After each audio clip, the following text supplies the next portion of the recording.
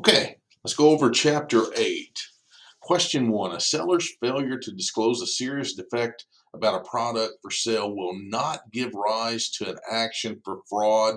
We know that's false. And the not questions are a little confusing, so always watch for these. So, a seller's failure to disclose a serious defect about a product will not give rise for an action for fraud. We know that's false. Question number 2 is an example of a possible real life situation. Xander is completely ignorant when it comes to dog breeding.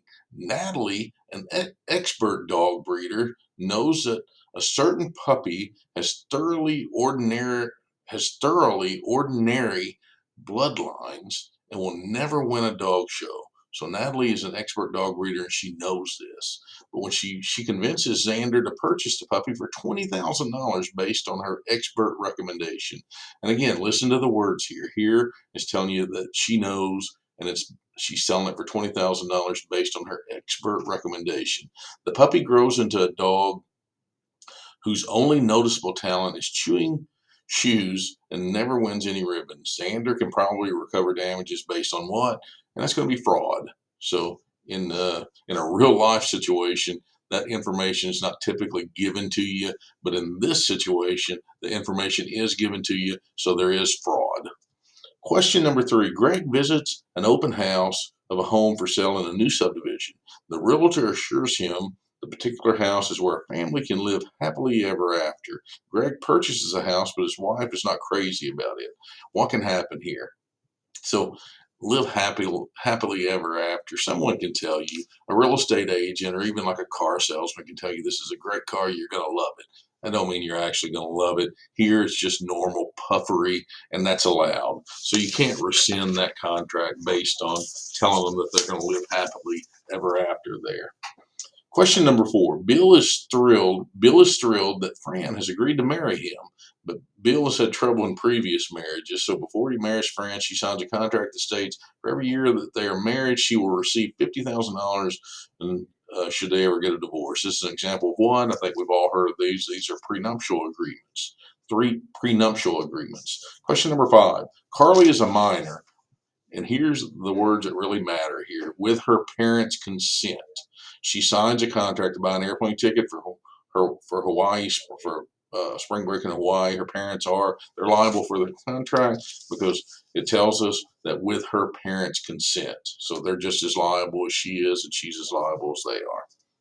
Question 6. Chloe files suit against Digital Associates Incorporated to enforce a contract. The only written evidence of the contract is a memo on DAI's letterhead as signed by a DAI officer in its files. The contract can be enforced if the memo includes, you got to remember, contracts they can be written on a napkin or a paper towel or whatever, as long as all the elements are there. So that's probably going to be if all the essential terms are included, the contract is enforceable. It doesn't matter what it's on.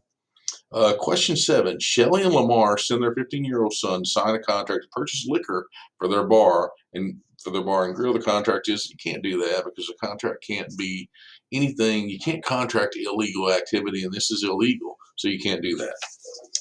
Question 8. Jerry enters into a contract to buy 100 trading cards from Joe. The contract will not have to be in writing if the cards cost what? If the cards cost less than $500. So in this case, it's going to be $400 is the correct answer. Question 9. Chris makes a deal with Andrew to sell drugs to visitors of Andrew's bar in exchange for 50% of the revenue. Chris sells all of his products and leaves town but giving Andrew a share. He can't recover the revenue legally because, again, this is an illegal activity and you can't contract illegal activity. Question number 10.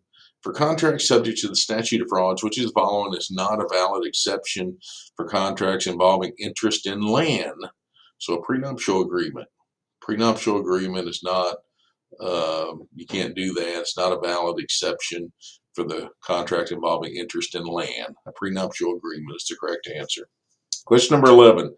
Brad has 2 rare movie posters valued at $2,000 and $1,000. Angelina agrees to buy Brad's poster for $1,500. Both parties are acting in good faith. However, Brad believes he is selling the $1,000 poster, while Angelina believes she is buying the $2,000 poster. For this instant, what is going on? There's no valid contract. There's no valid contract because there's not a meeting of the minds. Their agreements aren't the same. So what they believe is happening is not the same. So there's not a valid contract. Question number 12. If a minor disaffirms a contract, he or she must disaffirm the entire contract, and that's true. That one's true. Question number 13. Which of the following would not be a satisfactory signature? Uh, so the possible answers: initials written on the end of a memorandum, that could be; an electronic signature on a PDF, that could be. So the correct answer is a business card stapled to a document. So there's no way that you can staple a business card to a document and that be implied as a signature, as anyone could staple that business card to the document.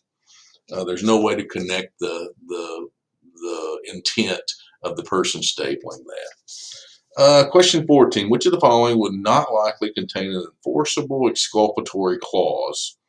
We know that an exculpatory clause is going to relieve one of the parties of liability, or could possibly relieve one of the parties of liability in a contract. And the correct answer is going to be rental agreements for commercial property. You're not going to be able to include an enforceable exculpatory clause in that.